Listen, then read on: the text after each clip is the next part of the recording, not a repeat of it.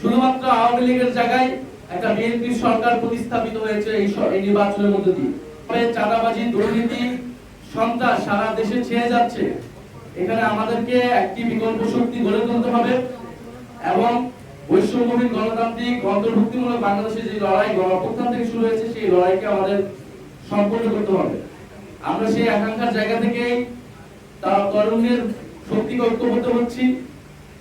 যারা বিশেষত জুলাই গণঅভ্যুত্থানে অংশগ্রহণ করেছিলেন আমরা তাদেরকে বেশি গুরুত্ব দিচ্ছি।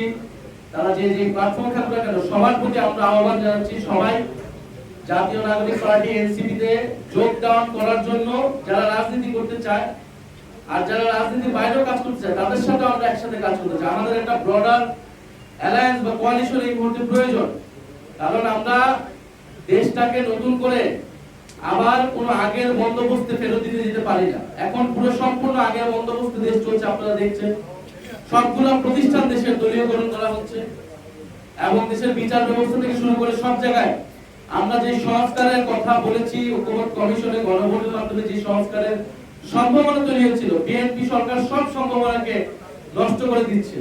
শুধুমাত্র আওয়ামী লীগের জায়গায় একটা বিএনপি সরকার প্রতিস্থাপিত হয়েছে এই নির্বাচনের মধ্যে দিয়ে।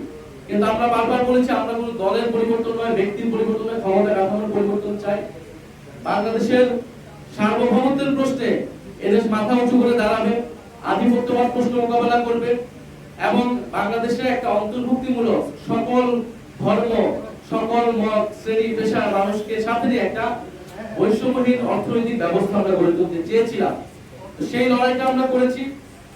এই মধ্যে দিয়ে নানান ধরনের মতবিরোধ হয়েছে, নানান ধরনের প্ল্যাটফর্ম, উদ্যোগ, তৎপরতা হয়েছে। আমরা যেগুলোকে সবকিছুকেই এর আগে আমরা এনসিপি থেকে বলেছি এগুলোকে আমরা ইতিবাচক ভাবে দেখেছি।